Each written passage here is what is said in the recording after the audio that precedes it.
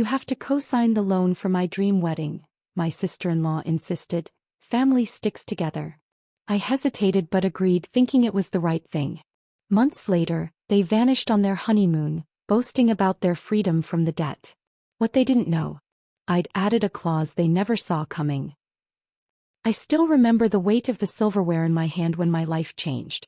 Tom and I had been saving for 3 years, meticulously tracking every expense in color-coded spreadsheets, all for a down payment on our modest dream home. Not a mansion, just something with enough bedrooms for the kids we planned to have and a small yard where I could finally plant the garden my apartment balcony couldn't accommodate. Friday night dinners at Karen's house were a tradition neither of us particularly enjoyed but dutifully attended. Her split-level suburban home always smelled of potpourri and judgment, especially when directed at me, the woman who stole her eldest son. That evening she'd prepared her signature lasagna, the one where the noodles were always slightly undercooked but we all pretended was delicious. "Rachel, would you mind helping me with dessert?" Karen called from the kitchen. I caught Tom's sympathetic glance as I rose. These helping with dessert moments were Karen's thinly veiled attempts to isolate me for personal interrogations about our finances, my career, or when I planned to finally give her grandchildren. But when I entered the kitchen, I found not just Karen but also Tina, Tom's younger sister, dabbing at her eyes with a monogrammed handkerchief. "Perfect timing," Karen said, her voice honey-sweet in that way that always preceded something decidedly not sweet. "Tina has the most wonderful news." I smiled cautiously. "Oh." Before Tina could answer, Karen called out, "Tom. Brad. Come in here, everyone." The small kitchen felt even smaller as Tom and Brad, Tina's boyfriend of 8 months, squeezed in. I noticed how Brad's designer watch caught the light, a stark contrast to the plain timepiece Tom had worn for years. "We're engaged." Tina thrust her hand forward, revealing a diamond that seemed impossibly large for Brad's part-time bartending job. "And we found the most perfect venue on Sanibel Island. It's a dream, Rachel, absolute heaven." "Congratulations," I said, genuine despite the knot forming in my stomach. "That's wonderful news." "The only problem," Karen interjected, "is that these destination weddings require full payment up front. And with Brad's business investment not paying off quite yet." I felt Tom's hand slip into mine under the counter, squeezing gently. A warning or a plea. "We just need a little help," Tina continued, her tears conveniently stopped. Her eyes flicked to my wrist where my watch, a recent promotion gift from the financial services firm where I worked as operations manager, sat. "Just a small loan. Or maybe a co-signer. Your credit score is so perfect, Rachel." The silence that followed was deafening.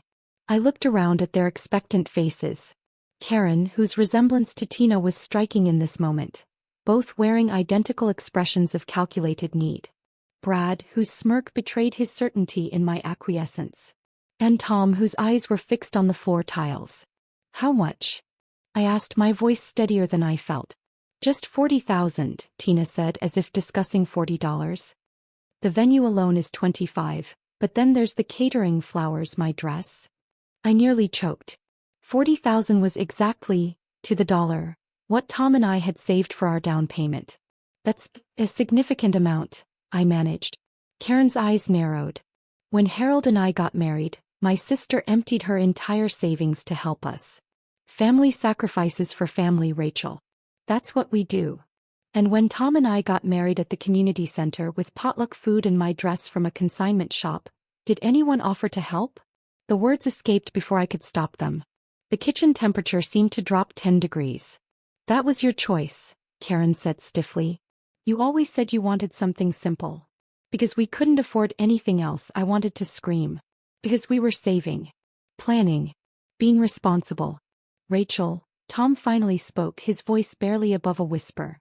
"Maybe we could help a little. Our house fund isn't going anywhere." I looked at him, betrayal burning hot in my chest. His eyes pleaded with me, to keep the peace, to be the bigger person, to not make waves. The same eyes that had lit up when we'd found that perfect craftsman-style listing last month, now asking me to let that dream slip away.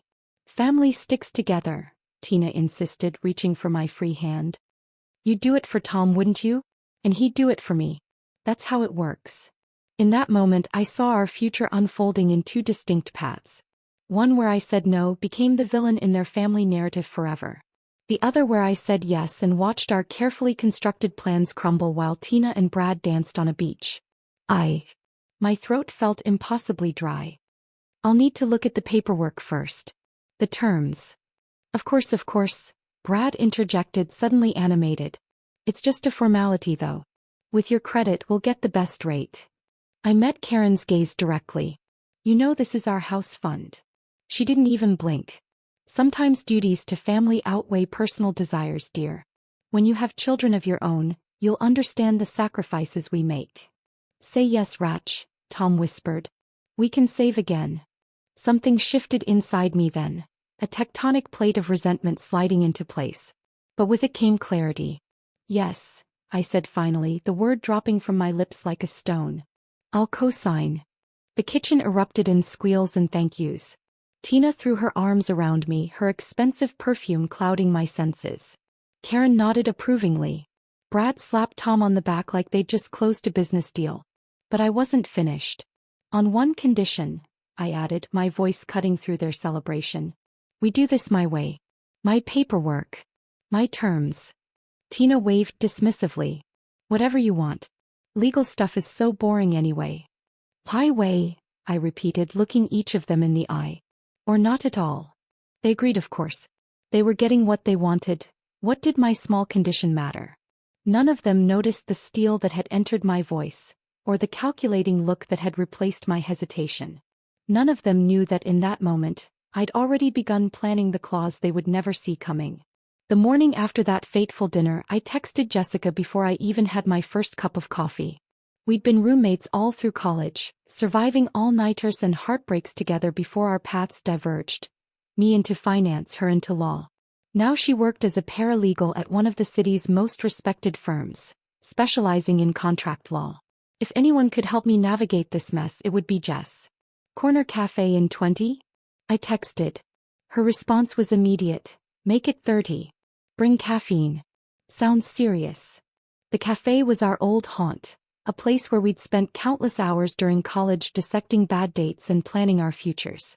When I arrived, Jessica was already there, her dark hair pulled back in a severe bun that signaled her transformation from the carefree girl I once knew into the sharp professional she'd become.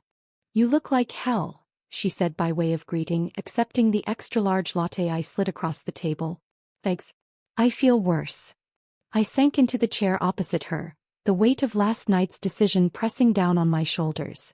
For the next 15 minutes, I poured out everything. Tina's tears, Brad's smug expression, Karen's manipulation, and Tom's betrayal. With each detail, Jessica's expression darkened. So let me get this straight, she said when I finally paused for breath.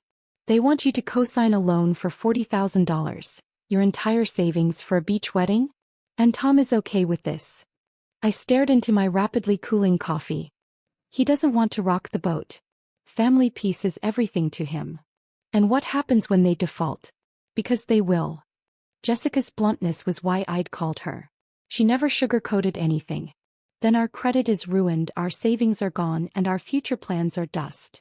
My voice cracked. But I've been thinking all night. What if there's a way to protect ourselves? Jessica raised an eyebrow. I'm listening. I told them I'd help, but only on my terms. With my paperwork. I leaned forward, lowering my voice. What if we draft something legal but creative? A document that gives me some leverage if they try to bail on the loan. A slow smile spread across Jessica's face. You want a safety net? More like a trapdoor, I admitted. Something they'd never think to look for until it's too late. For the next 2 hours, huddled over our laptops in the back corner of the cafe, we drafted what would become my insurance policy. Jessica pulled up templates, legal precedents, and statute guidelines. We crafted a document that looked innocuous enough, standard co-signing terms on the surface, but contained a carefully worded clause buried in the middle of page 4. This is genius, Jessica murmured, reading through our creation. It's basically a collateral agreement disguised as a power of attorney clause. If they default on the loan, you have legal rights to any inheritance, property, or significant assets they might receive until the debt is repaid. Is it legal? I asked, scanning the document for flaws. Completely. It's essentially what banks do all the time, just rarely between family members. She looked up from the screen, her expression serious. Rachel, this is legal but ruthless. Are you sure this is the road you want to take with family? I thought about our empty savings account, the house listing we'd have to pass on, the years of careful planning evaporating for Tina's dream day. They made their choice, I said quietly. Now I'm making mine. The next week, I prepared what I called the wedding paperwork package for Tina and Brad. I printed everything: venue contracts, catering agreements, flower orders, and nestled between them our special document. Each page required initials. The final page needed full signatures. I bought a leather portfolio to hold it all, making it look official and intimidating. When Tina arrived at our apartment to sign everything, she was already distracted, constantly checking her phone for messages from the wedding planner. I can't believe how much paperwork goes into one day, she complained, flipping through the stack I'd prepared. Why can't people just trust each other? The irony wasn't lost on me. It's just protection for everyone involved, I said calmly. Standard procedure. As she flipped through the pages, barely glancing at the content, I casually adjusted my purse on the coffee table, angling it so the tiny camera I'd purchased yesterday had a clear view of the documents in Tina's hands. This is all so boring, she said, scribbling her initials where I'd placed small sticky tabs.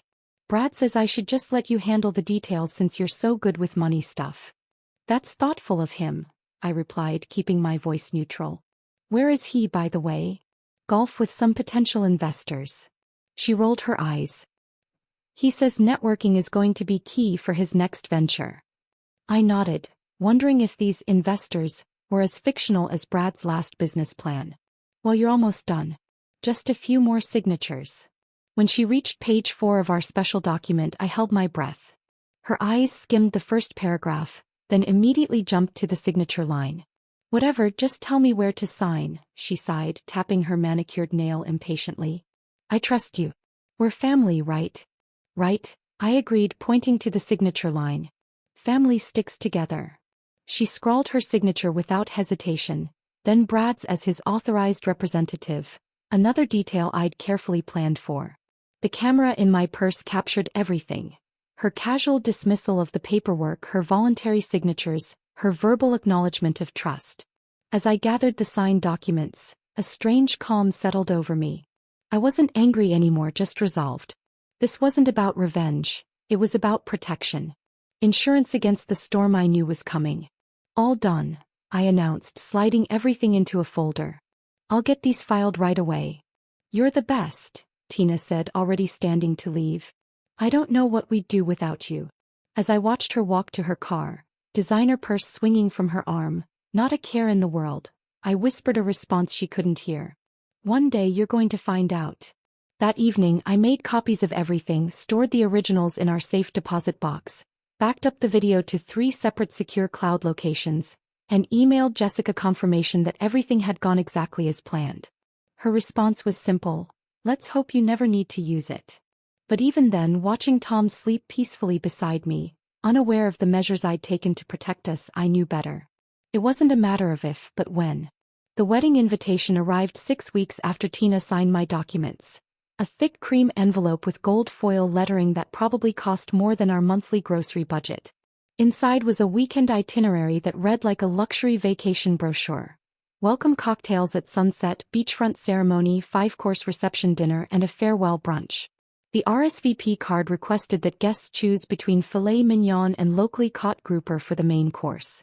This is excessive, I muttered, passing the invitation to Tom as we sat at our kitchen table. He skimmed it and shrugged. It's her big day. Let her have it. It's our big savings account. Let us have that, I countered, but the argument was futile. The loan had been approved, the money dispersed, and our names were on the documents. The trap was set even if Tom didn't know it. Florida in May was stunningly beautiful, I had to admit. The beachfront resort sprawled across pristine white sand, palm trees swaying in the gentle breeze. The ceremony site alone featured an elaborate flower arch that must have cost thousands. Crystal chandeliers somehow hung from bamboo poles along the aisle. Everything sparkled: the ocean, the decorations, and Tina's gown with its cathedral-length train that required 3 bridesmaids to manage. Our entire wedding cost less than just her dress, I whispered to Tom as we took our seats. I know, he whispered back, his hand finding mine. But this is making everyone happy. I bit my tongue, watching Karen dab tears with a monogrammed handkerchief in the front row. Everyone except us. The ceremony was brief but elaborate. Professional violinists, handwritten vows, and doves released at the final kiss. I kept a pleasant smile fixed on my face through it all, even as I mentally calculated each expense against the loan balance that Tom and I would be responsible for if things went south. At the reception, held in a glass-walled pavilion overlooking the ocean, Brad tapped his crystal champagne flute for attention. He looked tanned and confident in his white linen suit, every inch the successful entrepreneur he pretended to be. I want to thank everyone for being here to celebrate our union, he began, his arm around Tina's waist. Especially those who believed in our vision enough to help make this day possible. His eyes met mine across the room, a smirk playing at the corners of his mouth. Tina and I aren't just starting a marriage today. We're starting our empire together. Some people play it safe in life, another pointed glance in my direction, but we believe in taking risks, in living large, in building something extraordinary. I felt Tom stiffen beside me. It was the first time he'd shown any sign of discomfort with the situation. To us, Brad concluded, raising his glass higher. And to those who helped us get here. Your support won't be forgotten. The guests applauded, unaware of the threat lurking beneath his words. I clinked glasses with Tom and took a small sip, watching Tina throw back her entire glass before reaching for another from a passing server. Do you think they have a plan to pay this back? Tom whispered. I think they have a plan never to pay it back, I replied. The wedding weekend passed in a blur of forced smiles and polite conversation. By Sunday morning's farewell brunch, I was exhausted from maintaining the facade. Tina and Brad announced they were leaving directly for their honeymoon, just a quick 2-week getaway in Greece, Tina gushed, waving her hand dismissively as if a European vacation was a trivial matter. When do you start making payments? I asked quietly when I caught her alone by the mimosa station. Her smile faltered for just a moment. Don't worry about that, Rachel. Brad has it all handled. His new investment is about to pay off big time. What investment is that again? I pressed. You know, his thing. He waved vaguely. With the crypto and the tech startup. It's very cutting edge. I nodded, unsurprised. Just remember, our names are on that loan too. God, you're such a buzzkill, she hissed, her perfect bride mask slipping. Can't you just be happy for me for once? The first missed payment notice arrived exactly 14 days after they left for Greece. I texted Tina immediately, attaching a photo of the letter. Did you see this? Payment was due yesterday. She didn't respond until hours later, dealing with bad Wi-Fi. Brad says don't worry. Just a scheduling mix-up. I might have believed her if not for the Instagram post she'd shared that same morning. A perfectly staged photo of her and Brad on a whitewashed balcony in Santorini, champagne glasses in hand, blue-domed churches in the background. The caption read, Day 14 of our adventure and we're just getting started. #extended honeymoon, #living the dream. 2 days later they were in Athens. A week after that Rome. Then Florence, Barcelona, Ibiza and finally Marrakesh. Each destination featured increasingly lavish accommodations and experiences. Private yacht tours, helicopter rides, exclusive restaurants. Their quick Greek getaway had transformed into a grand European tour. Meanwhile, second and third payment notices piled up on our counter. Tom continued to make excuses for them, even as our own credit score began to drop. They're just being young, he insisted. They'll figure it out when they get back. If they come back, I muttered, scrolling through yet another of Tina's posts, this one featuring them riding camels at sunset in Morocco. Tom looked over my shoulder, his brow furrowing. That's a bit much, isn't it? I mean, they know we're covering their payments right now, don't they? I didn't answer, too transfixed by the caption beneath Tina's latest post. A photo of 2 elaborate cocktails against a Moroccan sunset, garnished with exotic fruits and flowers. Some people pay bills. Some people live. #sorry not sorry, #debt-free. Something inside me, something that had been cracking for months, finally broke. I wordlessly handed my phone to Tom, watching his expression change as he read his sister's words. She can't mean, he started. She absolutely means it, I cut him off. They have no intention of paying this back. They never did. I stood up, suddenly energized by a cold, clear anger. They think they've gotten away with it. That we're stuck holding their bag while they live it up across the world. What do we do? Tom asked, and for the first time since this whole nightmare began, he looked ready to follow my lead. I walked to our filing cabinet and pulled out a folder labeled Wedding Documentation. Remember when I said I'd help, but we'd do it my way? I opened the folder, revealing the contract and a USB drive containing the video of Tina signing it. It's time you saw exactly what my way entails. Tom stared at the contract in disbelief, his eyes widening as he read through the clause I'd hidden in plain sight. You did this without telling me? His voice was a mixture of surprise and something else I couldn't quite identify. A collateral agreement disguised as standard co-signing paperwork. I had to protect us, I replied, not apologizing. I knew from the beginning they'd try to stick us with the bill. He ran his hand through his hair, a gesture he always made when overwhelmed. And the video? You recorded her signing this. I nodded, pointing to the USB drive. Jessica said we needed evidence she signed voluntarily.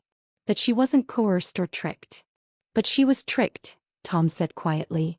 You didn't explain what she was signing. I didn't hide it either. She chose not to read it. I met his gaze steadily. Just like they chose to bail on their responsibilities and leave us holding the bag. Tom paced our small living room, processing everything. The fourth missed payment notice lay open on our coffee table, the red urgent stamp like a wound across the paper. What exactly does this clause allow you to do? He finally asked. If they default on the loan, I have legal right to any inheritance, property, or significant assets they acquire until the debt is repaid. It's essentially a lien against their future. I explained it exactly as Jessica had to me. It's the same protection a bank would take, just rarely used between family members. So what now? We just keep making their payments. The frustration in his voice was palpable. No. Now I talk to the loan officer. I picked up my phone, my decision already made. We need to establish a paper trail showing we tried to resolve this before exercising the clause. The loan officer, Mrs. Chin, was surprisingly understanding when I called the following morning.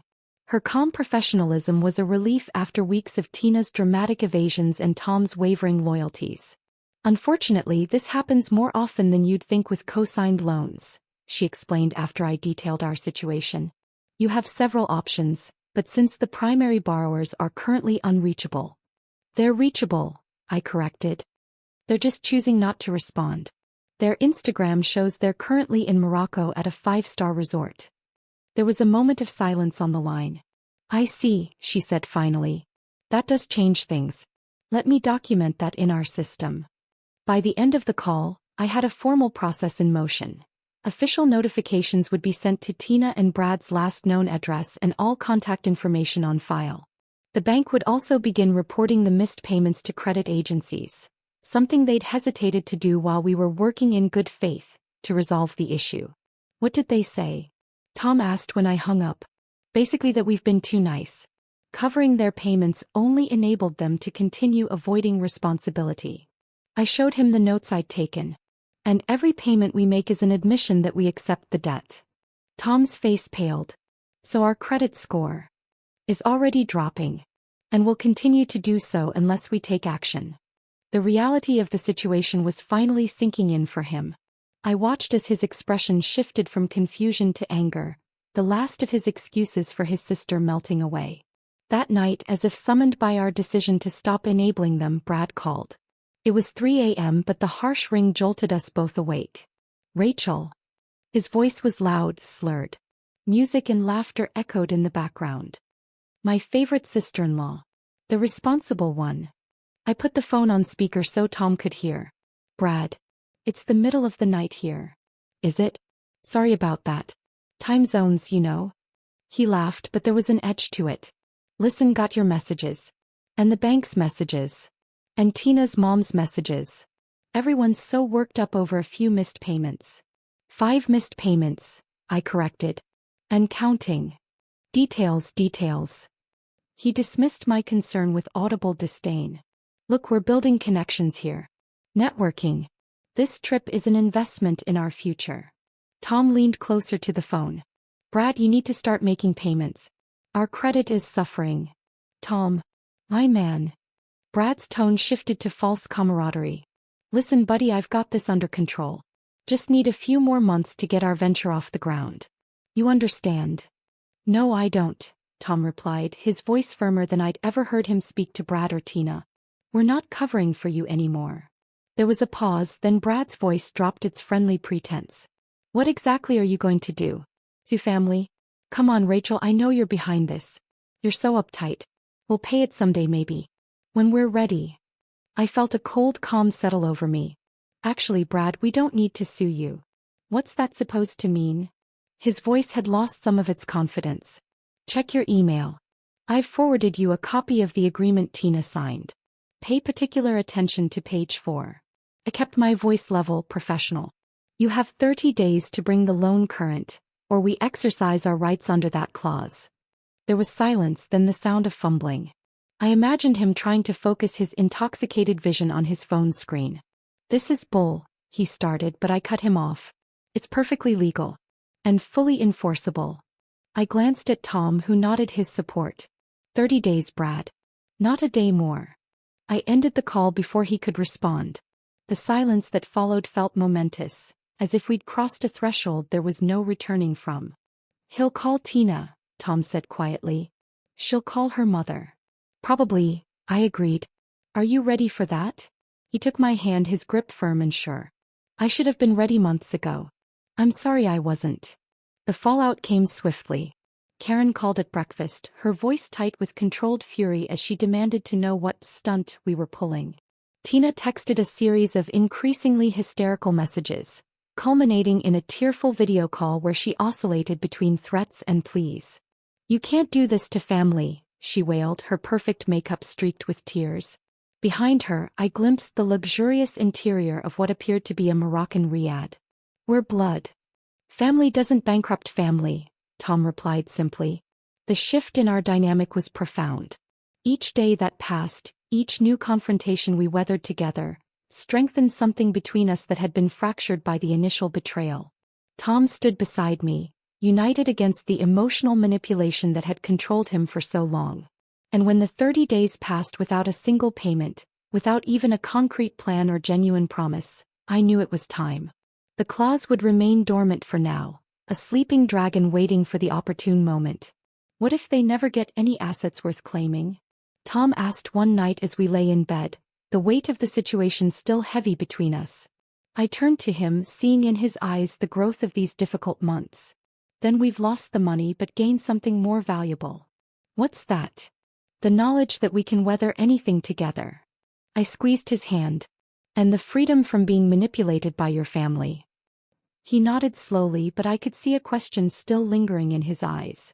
You planned all this from the beginning, didn't you? You knew exactly how it would play out. Not exactly, I admitted. But I knew enough to protect us. To have a contingency plan. Remind me never to get on your bad side, he said, but there was admiration in his voice now, reluctant but real. Little did we know how soon our contingency plan would be tested. 3 months passed with no word from Tina and Brad beyond occasional social media posts showing their gradually shrinking world tour. Morocco giving way to Spain, then France, then finally back to Greece where it had all begun. Tom and I had settled into a new normal, paying the minimum on the wedding loan while working extra hours to rebuild our savings. The strain had taken its toll, but we'd found a strange new strength in weathering the crisis together. Then came the call that changed everything. The harsh ring of Tom's phone cut through the darkness at 3:17 a.m. I was instantly awake, that primal sense that middle-of-the-night calls only bring bad news. Hello. Tom's voice was thick with sleep. Then suddenly alert. What? Which hospital? I sat up, reaching for the bedside lamp. Tom's face had gone ashen in the sudden light. We'll be there as soon as we can, he said, ending the call and turning to me with eyes wide with shock. Mom. Heart attack. They don't know if she's going to make it. We dressed in silence, moved through the dark apartment gathering essentials, and were in the car within 10 minutes. The hospital was an hour away, near Karen's suburban home. As Tom drove, his knuckles white on the steering wheel, I made calls, to his younger brother Mike in Chicago, to Karen's sister in Florida. No one answered at this hour. Has anyone reached Tina? I asked quietly. Tom shook his head. Left a voicemail. She hasn't responded to anything in weeks. The hospital was a maze of sterile hallways and harsh fluorescent lighting. We found Karen's room in the cardiac intensive care unit, where machines beeped steady rhythms and tubes seemed to connect to every part of her still form. A doctor met us outside, her expression grave. The next few hours are critical, she explained. The heart attack was severe. We've stabilized her for now, but there was significant damage. Tom nodded mechanically, his eyes never leaving his mother's face through the glass window. Despite our complicated relationship, my heart ached for him. For all Karen's flaws, she was still his mother. Can I sit with her? He asked. The doctor nodded. One visitor at a time. Talk to her, hearing is often the last sense to go.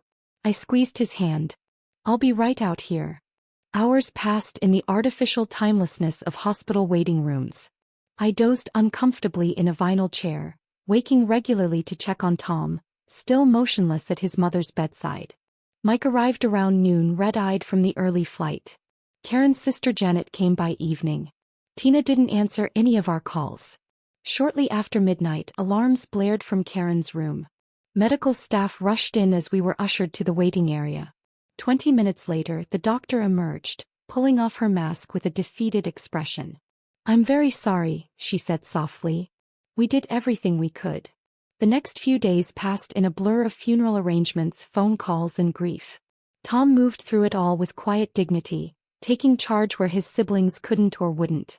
Mike had to return to Chicago for work but promised to be back for the funeral.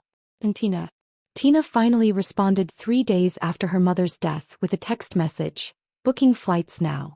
So sorry. Bad reception where we were. The funeral was held on a Thursday, unseasonably cold for early fall. The small church filled with Karen's friends, neighbors, and extended family. Tom and I stood in the receiving line, accepting condolences from people I barely knew but who seemed to know all about me from Karen's stories. Most of them unflattering, judging by their surprised expressions upon meeting me. You're nothing like how she described you, one elderly woman whispered, patting my arm. Much warmer. I managed a sad smile, wondering what exactly Karen had said about me over the years. Tina and Brad arrived 15 minutes after the service began, slipping into the back row. Even in mourning, Tina managed to look glamorous in designer black, her tan a stark contrast to everyone else's seasonal pallor. They avoided my gaze across Karen's flower-laden casket, keeping to themselves during the reception that followed. The real confrontation came 3 days later at the reading of the will. Karen's attorney, Mr. Harmon, invited the family to his wood-paneled office downtown. Tom and I arrived first, followed by Mike and finally Tina and Brad, who entered with the practiced nonchalance of people pretending not to be worried about money. Thank you all for coming, Mr. Harmon began, adjusting his reading glasses. Mrs. Karen Miller's last will and testament is relatively straightforward. After covering outstanding debts and funeral expenses, her estate consists primarily of her home, valued at approximately $320,000, and investment accounts totaling $95,000. He cleared his throat, turning the page. These assets are to be divided equally between her 3 children, Thomas Miller, Michael Miller, and Christina Miller Reynolds. Tina visibly relaxed, shooting a triumphant glance in my direction. I kept my expression neutral, even as I felt the weight of the document in my purse, the one I'd been waiting months to use. Each will receive approximately $138,000, pending final appraisal and sale of the house, Mr. Harmon continued. When can we expect distribution? Brad asked immediately, earning a sharp look from Tom. Usually within 90 days, the attorney replied. However, he looked at his notes. I understand there may be some complications regarding Mrs. Miller Reynolds' portion? This was my cue. I reached into my purse and withdrew the contract, sliding it across the polished desk. Mr. Harmon, I need to present this document for your review, I said calmly. It's a legally binding agreement signed by Christina Miller before her marriage, regarding a substantial loan for which my husband and I are co-signers. The attorney raised an eyebrow, examining the paperwork. This appears to be a collateral agreement? What is she talking about? Tina snapped, looking to Brad for support. According to this signed agreement, I continued, Mrs. Miller, meaning myself, now controls Miss Miller's inheritance until the loan is satisfied. The current outstanding balance is $43,875, including late fees and interest.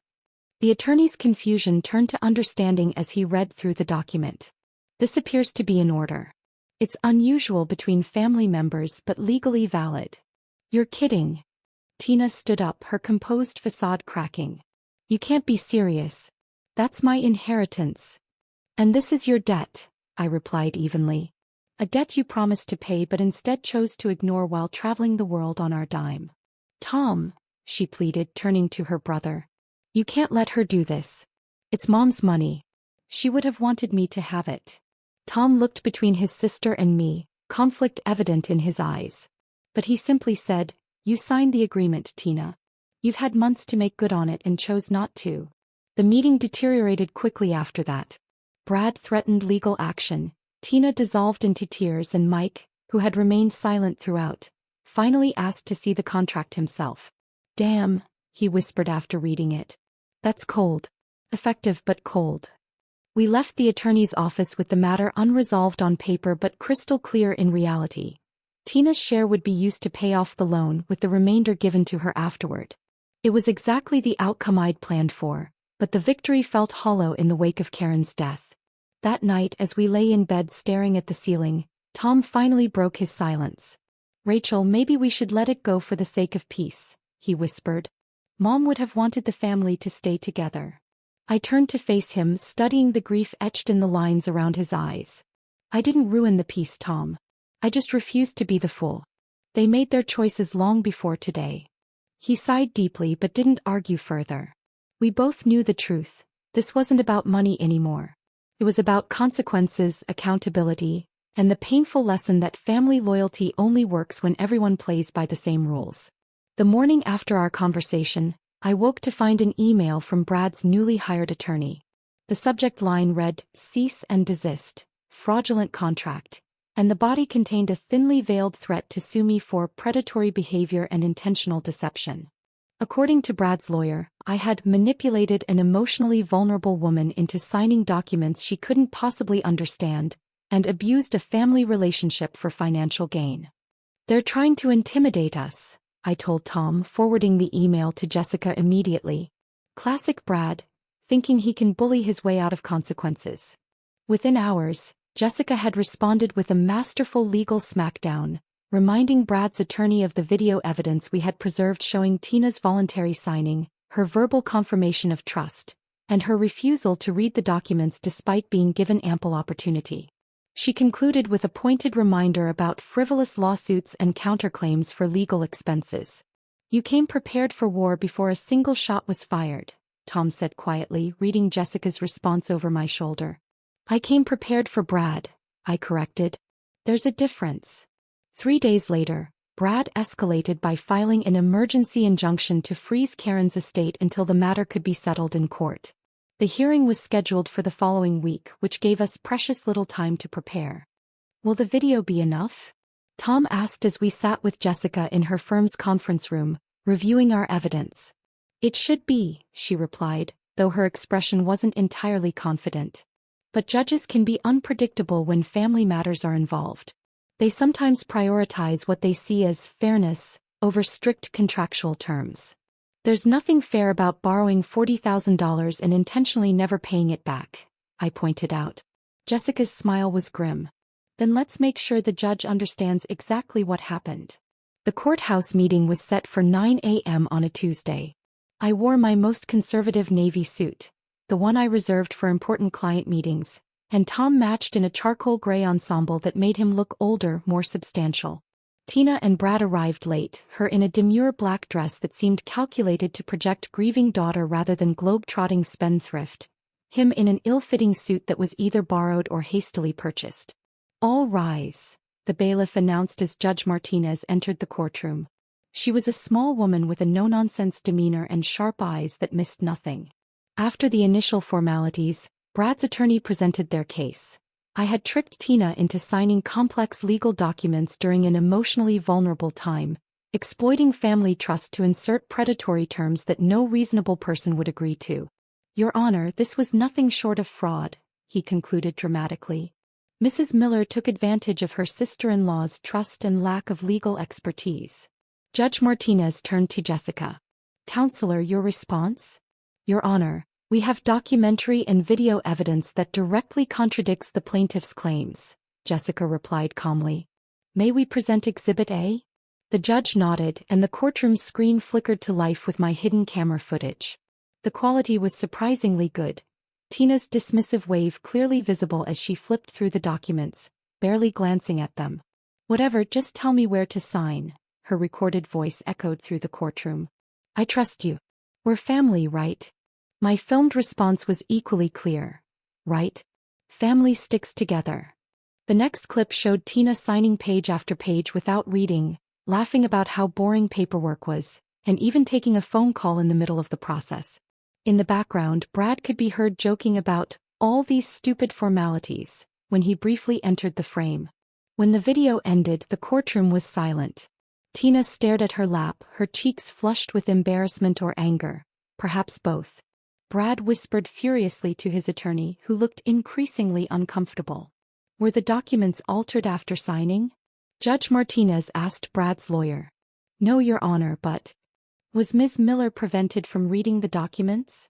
No, but she trusted her sister-in-law too. Was there any evidence of coercion or misrepresentation? The very nature of hiding such terms in complex legal language is. Judge Martinez held up her hand, silencing him. I've heard enough. She turned to look directly at Tina and Brad. The court finds no evidence of fraud or deception. The document was signed willingly with ample opportunity to review its contents. The agreement is valid and enforceable. She tapped her gavel decisively. Case dismissed with costs assigned to the plaintiff. Brad exploded out of his seat. This is bull. Sir. The judge cut him off with a glare. Control yourself or be held in contempt. As we exited the courthouse, Tina rushed up to Tom, tears streaming down her face. How could you let her do this to me? I'm your sister. Tom looked at her for a long moment. How could you leave us with your debt while you partied around the world? That's the real question, Tina. With the legal battle settled, I moved forward methodically. Karen's house went on the market the following week. A local developer had been trying to acquire properties in her neighborhood for years to build modern townhouses, and he jumped at the opportunity to purchase Tina's share. The irony wasn't lost on me. Karen had always complained about those eyesore modern monstrosities encroaching on her quiet street. Once the sale was complete, I paid off the wedding loan in full. The remaining balance from Tina's share, around $95,000, went into an account for Tom's portion of the renovation we'd planned for the remaining 2/3 of the house that now belonged to him and Mike. We decided to keep Karen's house rather than sell it completely. Mike was happy to remain a silent partner, collecting rent on his portion while Tom and I transformed the dated split level into a modern open-concept home that finally had space for the family we hoped to start. 6 weeks into the renovation, as the contractors were finishing the exterior paint, a car pulled into the driveway. Tina stepped out alone for once. She looked thinner, less glamorous than I remembered. I watched her from our freshly painted porch as she hesitated by her car before slowly walking up the path. Rachel, she began, her voice thick with emotion. The house. It looks beautiful. Thank you, I replied neutrally. I heard you paid off the loan. She twisted her purse strap nervously. Brad and we're not together anymore. He left when the money ran out. I said nothing, waiting. I don't have anywhere to go, she continued, tears welling in her eyes. Mom's house was supposed to be my safety net, and now? She gestured helplessly. I know I don't deserve it, but I was hoping. Is there any way I could get even a small portion back? Just enough to start over. I studied her face, searching for the manipulation I'd grown so accustomed to seeing. Instead, I found only desperation and something that might have been genuine regret. For a moment, I considered it. Then I remembered the Instagram caption that had broken something inside me months ago. Some people pay bills. Some people live. #sorry not sorry, #debt-free. Wait here, I said, turning to go inside. I returned with a simple black frame containing a cross-stitched quote I'd hung in our new entryway the day before. A reminder of everything we'd been through. This is all I can give you, I said, handing it to her. Tina looked down at the neatly stitched words, "Family sticks together until it falls apart." Her fingers trembled against the glass. "I deserve that," she whispered. "Yes," I agreed. "You do." As she turned to leave, Tom appeared in the doorway behind me. He looked between us, understanding dawning on his face. "Tina," he called, his voice softer than I expected. "We have a spare room until the renovation is finished. You can stay for 2 weeks. After that, you're on your own." She stopped, disbelief and hope warring on her face. "Really? 2 weeks," he repeated firmly. "And you'll help with the work? No free rides?" As Tina nodded eagerly, gathering her purse from the car, I gave Tom a questioning look. "Family is still family," he said quietly.